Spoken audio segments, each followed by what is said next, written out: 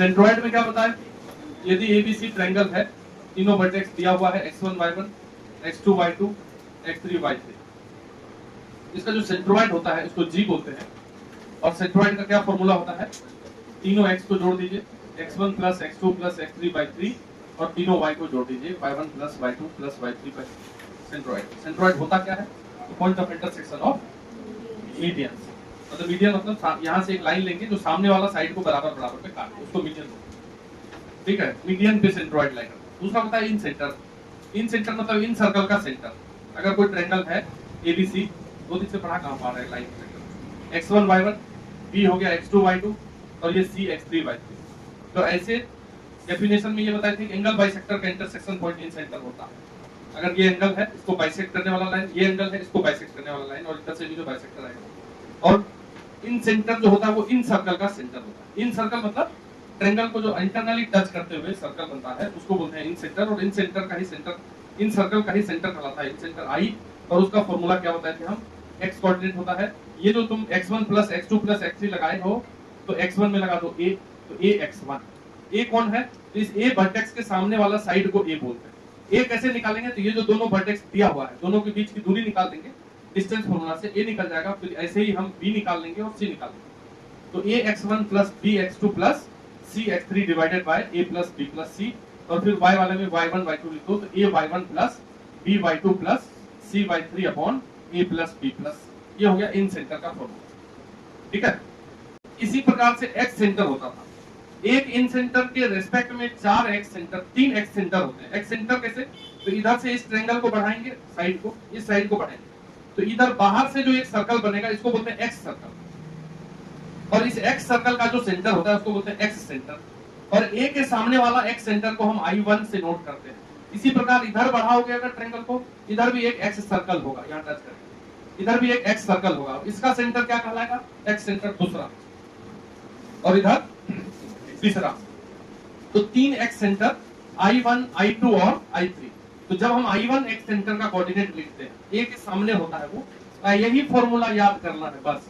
a वाला minus लिख देना, minus a x1 plus b x2 plus c x3 divided by, फिर इसमें भी a वाला माइनस कर दीजिए, और फिर इधर भी minus a y1 plus b y2 plus c y3 upon minus a plus b plus. अगर हमको I2 लिखना है तो I2 किसके सामने है, b के सामने है, b वाला minus a x1 minus b x2 plus c x3 a minus b plus, फिर a y1 minus b y2 plus c y3 a minus b plus, और फिर लास्ट वाले में x3 वाला माइनस c वाला माइनस। यहाँ तक तो बता ही दिया हम, इसमें कोई टेंशन है नहीं। इन सेंटर तक हम तुमको बता दिए हैं, x सेंटर भी बता दिए हैं, निकालने के लिए प्रूफ किए हैं, ये सब कभी हो चुका था। ठीक है, तो हम दूसरी बात करते हैं, करें दूसरी बात करें। चलो देखो, ऑर्थो सेंटर देख लीजिए। ऑर्थो सेंटर लिख लीजिए, point of intersection of altitude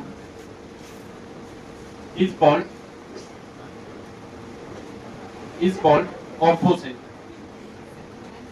क्या हो गया भाई, हाइट का इंटरसेक्शन पॉइंट। ऑल्टीट्यूड क्या होता है भाई, ऊंचाई।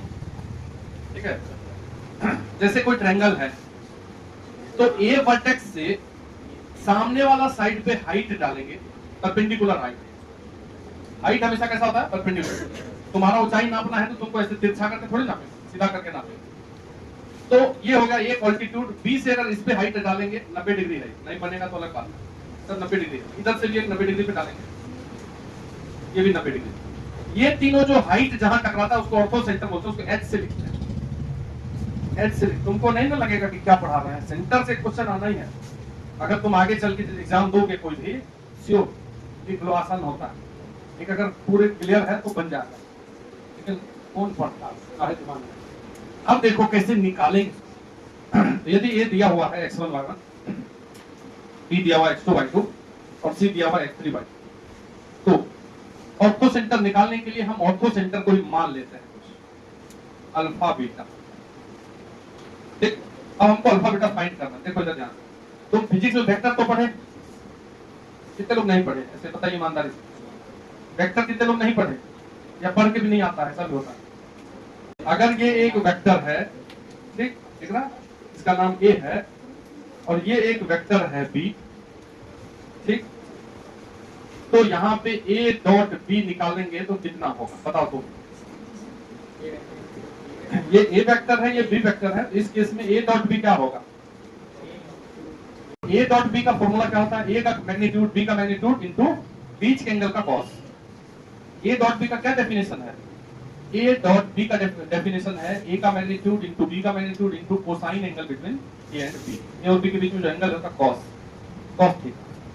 ये होता है A dot B. Scalar product बोलते हैं, वेक्टर प्रोडक्ट नहीं, खाली मैग्नीट्यूड देता है। थीटा 90 डिग्री है, बीच का एंगल 90 है, इसलिए cos थीटा का cos 90 रखेंगे। cos 90 का वैल्यू क्या होता है?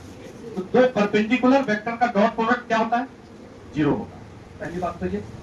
दूसरी बात क्या है कि यदि ए और बी दो वेक्टर दिया हुआ है, ए वेक्टर है तुम्हारा i प्लस जे, जब बी वेक्टर है तुम्हारा 2i प्लस 3j, ठीक है। चलो बताओ इस दोनों वेक्टर को देख करके ए डॉट बी बताइए। देखो डॉट प्रोडक्ट कैसे होता है दो वेक्टर के बीच? आई वाला का आई से डॉट होता है। अगर हमसे कोई पूछे आई डॉट आई, अभी बिहार बोर्ड में मैथ में एग्जाम देगा तो एक ऑब्जेक्टिव यही रहेगा, आई डॉट आई क्या होता है? 1, क्योंकि आई का मैग्नीट्यूड 1 यूनिट वेक्टर है, आई का मैग्नीट्यूड 1, दूसरा आई का भी, बीच का एंगल 0 सेम सेम है ना, तो 0 1 होता है। इसलिए आई डॉट आई क्या होता है? अगर डिफरेंट डिफरेंट के साथ डॉट हो तो, क्योंकि आई एक्स डायरेक्शन में होती है, वाई डायरेक्शन में, बीच एंगल 90 डिग्री का निकालेंगे तो डॉट प्रोडक्ट डिफरेंट से होता ही नहीं है, सेम सेम। जब हम इन दोनों को मल्टीप्लाई करेंगे सेम सेम कर देंगे खाली, आई वाला का आई से, आई डॉट आई तो कोफिशिएंट इनटू कर दीजिए, 1 या 2, 1 into 2 प्लस 2 into 3 8 हो गया। इसमें बनाओगे बुद्धि लगाओगे इसका। तो देखिए यहाँ पे अगर हम दो वेक्टर बनाए, डॉट प्रोडक्ट समझा रहे थे तुमको, ये रफ है, उदाहरण क्लियर करेंगे इसका। अब ऑर्थो सेंटर निकालो। तो यदि हम इस बीसी को वेक्टर बना दें, ये लोग वेक्टर बना दिए, अगर कोई दो पॉइंट को मिलाने वाला वेक्टर बनाना है, यहां से यहां आ गए हम, ये पॉइंट है मान लो 1 2 और ये पॉइंट है 4 6, ये ए है और ये बी है। अब तुम वेक्टर पढ़े हो लेकिन याद कुछ है नहीं। अगर हम दो पॉइंट को मिलाने वाला वेक्टर, ए से बी को मिलाने वाला वेक्टर लिखना चाहते हो, तो ए से बी की ओर जा रहे हैं, तो वेक्टर कैसे लिखते हैं?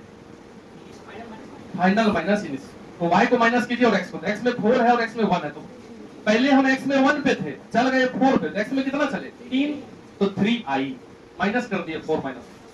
पहले हम y में 2 पे थे, चले गए 6 में, तो y में कितना बढ़ा? 4, तो 3i प्लस 4j। ये ए बी वेक्टर लिखिए। कोई भी वेक्टर यदि लिखना है, यदि एक पॉइंट दिया है, दूसरा पॉइंट दिया है, वहां से वहां जा रहे हैं, तो वेक्टर ऐसे ही लिखा जाता है। तो हमारे पास ये बी पॉइंट दिया है और सी दिया है, तो बीसी वेक्टर लिखते हैं।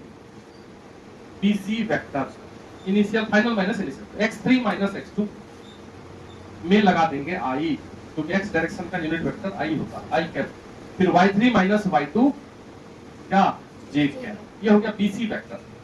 अब हम लिखते हैं a से इधर h की ओर जाने वाला वेक्टर। देखिए h पॉइंट मान लिया है, a से h चलो, एंड ah वेक्टर, ठीक है सर। तो फाइनल यहां आ गए हैं, alpha minus x1 i plus beta minus y1 j।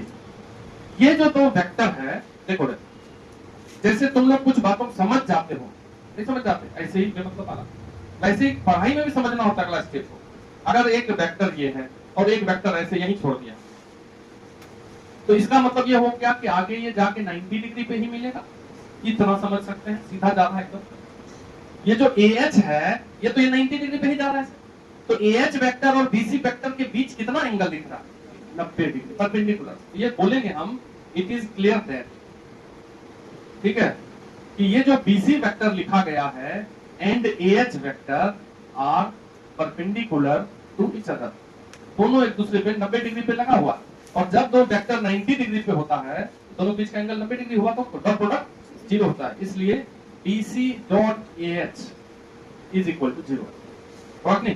तो BC सामने है और डॉट AH है। इन दोनों वेक्टर को यदि डॉट कीजिएगा तो डॉट तो सामने सामने होता है, आई का आई से जे का क्रॉस तो करना नहीं, आई का जे से करना नहीं, जे का आई से करना। तो ये दोनों को डॉट कर दीजिए, x3 minus x2 into alpha minus x1 plus, अब वो दोनों को इनटू कर देते हैं, y3 minus y2 into beta minus y1 is equal to. अब तुम जब इसको सॉल्व करोगे तो क्या निकलेगा? ये जो x3 x2 x1 y3 y2 y1 है, ये तो क्वेश्चन में दिया रहेगा। क्वेश्चन में ट्रायंगल का वर्टेक्स दिया रहेगा, तब ना ऑर्थो सेंटर निकालने बोलेगा। ये x1 x2 x3 y1 y2 y3 are given, बस क्या अननोन है अपने लिए? Alpha beta. तो जब हम इसको सॉल्व करेंगे तो अल्फा बीटा का एक इक्वेशन प्राप्त होगा। बात समझ गए? जब तुम इसमें x3 का वैल्यू x2 का वैल्यू रखोगे 1 2 कुछ दिया रहेगा, डेटा दिया रहेगा, तो हमारे पास ये क्या आएगा, ये जो है ये क्या है, equation, linear equation of alpha and beta, ये प्राप्त हो गया। एक, अगर हमको अल्फा बीटा ही निकालना है तो अल्फा बीटा का दो इक्वेशन चाहिए। जैसे हमको 10th में भी एक्स वाई निकालना होता था तो लीनियर इक्वेशन कितने दिए रहते थे, दो को वेरिएबल निकालना है तो दो इक्वेशन की मिनिमम आवश्यकता है, 3 वेरिएबल रहेगा तो 3 इक्वेशन। तो यदि हम अल्फा बीटा निकालने जा रहे हैं तो अल्फा बीटा का एक इक्वेशन से तो बनेगा नहीं, एक और इक्वेशन प्राप्त कर लेते हैं। कैसे? तो एक और वेक्टर लिख लीजिए, ए बी वेक्टर लिख लीजिए, ये ए से बी चले जाइए और इधर से सी से एच चले जाइए, ये भी तो उस पर परपेंडिकुलर जाएगा। तो इसी प्रकार से सिमिलरली, ठीक है, जो हम उधर लिख देते हैं A B vector, A B vector हो जाएगा तुम्हारा x2 माइनस x1i प्लस, एकदम हल्का है y2, ये तो हम थ्योरी समझा रहे हैं ना, क्वेश्चन तो तुरंत बन जाएगा 1 2 3 0 कुछ लिखा है, ठीक है। और उसके बाद इधर से सी एच वेक्टर, तो alpha minus x3 i plus beta minus y3 j। अब यहाँ पे भी ए बी और सी एच एक दूसरे का परपेंडिकुलर है, A B dot C H क्या हो जाएगा, 0 हो जाएगा। दोनों को डॉट करेंगे तो x2 minus x1 into alpha minus x3 plus, ये दोनों को करोगे तो ठीक है, y2 minus y1 into beta minus y3 equal to 0। ये भी क्या आएगा, ये इक्वेशन आएगा अल्फा बीटा का दूसरा, ये दूसरा इक्वेशन और ये पहला equation. From 1 and 2 we get, अपने को मिल जाएगा, क्या मिलेगा, orthocentre H alpha beta, ये प्राप्त कर लेंगे दोनों इक्वेशन को सॉल्व कर। समझे नहीं समझे? कर लिख लीजिए, पूरा लिखना है। ऑर्थो सेंटर मतलब वेक्टर वाला मेथड से ऑर्थो सेंटर आसानी से निकल जाएगा। कभी भी अगर तुमको ट्रायंगल का वर्टेक्स दिया रहेगा तो वेक्टर मेथड से डॉट प्रोडक्ट निकाल के दो इक्वेशन निकाल देंगे और ऑर्थो सेंटर निकल जाएगा। एक होता है सर्कम सेंटर, सर्कम सेंटर जैसे इन सेंटर होता है वैसे सर्कम सेंटर किसको बोलते हैं, इधर देखिए, सर्कम सेंटर ऐसे अगर बात करें तो ट्रायंगल के वर्टेक्स से बाहर से जो सर्कल बनेगा, तीनों वर्टेक्स को टच करते हुए, अंदर वाला सर्कल को इन सर्कल, बाहर वाला सर्कल को सर्कम सर्कल, और इस सर्कम सर्कल, अरे देखिए, इस सर्कम सर्कल का जो सेंटर होता है उसको O लिखते हैं और उसी को बोलते हैं सर्कम सेंटर। ठीक, ऐसे अगर दूसरे भाषा में बात करें तो अगर कोई ट्रायंगल दिया रहता है, सर्कम सेंटर निकालने का दो तरीका होता है। अभी आगे वाला तरीका नहीं बताएंगे, अभी जितना अभी तक में पढ़ा है उससे बन जाए वैसे ही तरीका बताएंगे ना। तो अगला तरीका यह है कि अगर 3 साइड है ये ट्रायंगल, बोलेगा सर्कल सेंटर निकाल, तो इसको परपेंडिकुलरली बाइसेक्ट करेंगे। लाइन को बाइसेक्ट करना बचपन में सीखे होंगे, ऐसे यहाँ से आधा सदिक लेते थे, फिर इधर से लेते थे, फिर इधर भी लेते थे, मिला देते, याद है कि नहीं? एक लाइन लेते थे ऐसे, आधा सदिक लेकर ऐसे, फिर यहाँ से ऐसे, फिर इधर भी ऐसे, याद है?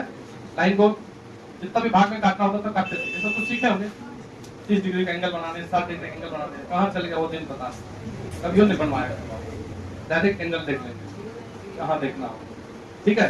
तो point of intersection of angle, point of intersection of perpendicular bisector of sides, ये साइड को बाइसेक्ट भी कर रहा है आधा आधा और परपेंडिकुलरली बाइसेक्ट कर रहा है, उसको बोलते हैं परपेंडिकुलर बाइसेक्टर। खाली बाइसेक्ट, अगर कोई लाइन है मान लो तिरछा बाइसेक्ट कर दिया, इसको बाइसेक्टर बोलेंगे। ये लेंथ आधा कर दिया जैसे मीडियन में होता है, परपेंडिकुलरली नहीं जाता, तो ये परपेंडिकुलर बाइसेक्टर, ये भी परपेंडिकुलर बाइसेक्टर, इधर से भी परपेंडिकुलर बाइसेक्टर, जहां टकराता है उसी को बोलते हैं सर्कम सेंटर। तो सर्कम सेंटर का डेफिनेशन यही लिख लेते हैं, point of intersection of, point of intersection of perpendicular bisector।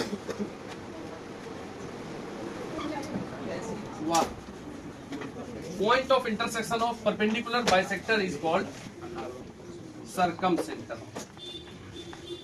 इसको बोलते हैं circumcenter। ठीक है, डेफिनेशन लिख लो, बाकी इसको कैसे निकालेंगे अभी बाद में, जब परपेंडिकुलर बाइसेक्टर लिखना सीखेंगे, स्ट्रेट लाइन जब पढ़ेंगे तो परपेंडिकुलर बाइसेक्टर तीनों का लिखना हम जब बात मत करो, तीनों का जान जाएंगे, वो तीनों जहां टकराएगा उसको बोलते हैं सर्कम सेंटर। तो इससे हम बाद में निकालेंगे, पहले हम यहां से निकाल लेते। देखो लिख लीजिए, अगर तीनों वर्टेक्स तुम्हारे सामने दिया हुआ है ए बी सी और हमको बोल दे कोई कि सर्कम सेंटर का कोऑर्डिनेट निकालिए, तो सर्कम सेंटर को मान लेते हैं अल्फा बीटा। ठीक है, सर्कम सेंटर, सेंटर है एक सर्कल का, तो सर्कल के सेंटर से कहीं भी चले जाओ तो ये तो रेडियस कहलाता है सर्कमफेरेंस में, अरे ये रेडियस, ये भी रेडियस, ये भी रेडियस, तो यहां से अगर ए पे जाएंगे तो ये किसके बराबर होगा बताओ, ये रेडियस होगा कि नहीं, और ये भी ऐसे सर्कम सेंटर के रेडियस को, फोटो में थोड़ा छोटा बड़ा बन गया है ना, ये दोनों बराबर होगा, ये तीसरा भी बराबर होगा। O A is equal to O B is equal to O C, इसको बोलते हैं हम सर्कम सर्कल का सेंटर, सर्कम रेडियस। और जो ये वाला सर्कल होता है उसके रेडियस को कैपिटल आर से नोट करते हैं, और जो इन सर्कल वाला सेंटर सर्कल का रेडियस होता है ये इसको स्मॉल आर लिखते हैं। स्मॉल आर कहीं भी यूज होगा तो अंदर वाले सर्कल का रेडियस है, कैपिटल आर कहीं भी यूज होगा तो वो बाहर वाला सर्कल का रेडियस है, वो सर्कम सर्कल का रेडियस है। ये ध्यान में रखना है हमेशा, ठीक है। छोटा आर और कैपिटल आर और बड़ा छोटा स्मॉल आर में अंतर है मैथ में, ठीक है। ये ओ ए बराबर ओबी बराबर OC is equal to radius capital R. तो हम पहले इस दोनों को बराबर कर देंगे, ठीक है। O A is equal to O B, O A is equal to O B. अगर कोई दो नंबर या दो वैल्यू बराबर है तो दोनों का स्क्वायर भी बराबर होगा। ओ ए कैसे निकालोगे ये बताओ। ओ से ए का दूरी निकालोगे, ए दिया हुआ रहेगा x1 y1, तो अल्फा माइनस x1 का whole square, b minus beta minus y1 का होल स्क्वायर अंडर रूट। ये क्या निकल गया ओ ए। ओ बी निकालोगे तो b का कोऑर्डिनेट भी दिया हुआ है x2 y2, यहां से ओ बी, तो अल्फा माइनस x2 का whole square plus beta minus y2 का होल स्क्वायर अंडर। दोनों का होल स्क्वायर यदि हटा दो, दोनों तरफ स्क्वायर कर देंगे, यदि कर देते स्क्वायर तो स्क्वायर करोगे तो ये हट जाएगा, ये अल्फा स्क्वायर ए माइनस बी का होल स्क्वायर करेंगे प्लस x1 का स्क्वायर माइनस 2 अल्फा x1, फिर ये बीटा स्क्वायर y1 का स्क्वायर माइनस 2 बीटा y, उसको सॉल्व करेंगे स्क्वायर को, तो alpha square plus x2 square minus 2 alpha x2, फिर ये beta square plus y2 square minus 2 beta y2। अब देखो स्क्वायर वाला जो भी है, अल्फा स्क्वायर कट जाएगा, इधर भी है इधर भी है, बीटा स्क्वायर कट जाएगा। अब जो बच जाएगा उसमें देखो ये x1 है, x1 तो दिया रहेगा ना, ये का कोऑर्डिनेट है, but x1 x2 y1 y2 ये सब दे देंगे अगर वैल्यू, तो इक्वेशन आएगा अल्फा का और बीटा का। अल्फा बीटा अननोन है, तो इसको सॉल्व करने के बाद एक इक्वेशन आएगा अल्फा बीटा का, equation of alpha and beta. इसको मान लेंगे पहला इक्वेशन, तो ओ ए बराबर ओ बी, ठीक है। उसी प्रकार से एक और कर दो, ओ बी बराबर ओसी भी है, ठीक है। तो हम एक और इक्वेशन निकालने के लिए O B is equal to OC लिख देते हैं।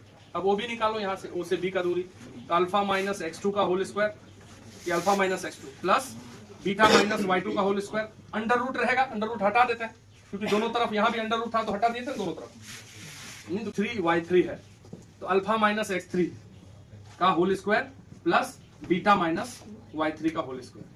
अब हम इस दोनों को यदि फिर सॉल्व करेंगे तो ऐसा इक्वेशन आएगा कि नहीं आएगा, यहाँ से दूसरा इक्वेशन आएगा। एंड दोनों इक्वेशन को जब हम सॉल्व करेंगे तो 1 और 2 को सॉल्व करते ही क्या आ जाएगा, अल्फा बीटा, ऑर्थो सेंटर आ जाएगा अपना, we get orthocentre alpha beta. ये एक मेथड है निकालने का, अभी तक डिस्टेंस फॉर्मूला से निकालेंगे, बाद में जब हम स्ट्रेट लाइन पढ़ेंगे तो ऑर्थो सेंटर, ये सर्कम सेंटर, परपेंडिकुलर बाइसेक्टर निकाल के बना देंगे, वो ज्यादा आसान होता है। अभी हम इक्वेशन लिखना ही नहीं सीखे है ना, स्ट्रेट लाइन नहीं पढ़े, अभी तुमको कोऑर्डिनेट का बेसिक बता रहा। कोऑर्डिनेट ज्योमेट्री शुरू हुआ है, कोऑर्डिनेट ज्योमेट्री में ट्रायंगल के बारे में बात चल रहा है अभी। जब स्ट्रेट लाइन शुरू होगा तो वहां से फिर दूसरा चीज चालू हो जाएगा। तो पहले इसको लिखिए।